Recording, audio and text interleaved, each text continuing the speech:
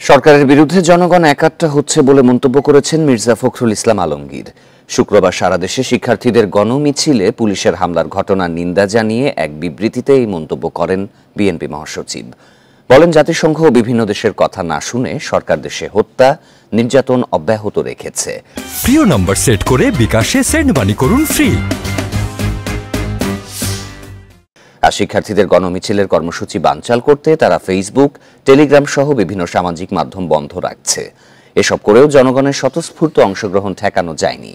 মির্জা ফখরুল জানান, সব ধরনের প্রতিকূলতা উপেক্ষা করে সারা দেশে শিক্ষার্থী, শিক্ষক ও অভিভাবক সহ সর্বস্তরের জনগণ গণমিছিলে অংশ নিয়েছে। এর মাধ্যমে তারা প্রমাণ করেছে পুরো দেশ এখন এই সরকারের বিরুদ্ধে অবস্থান নিয়েছে।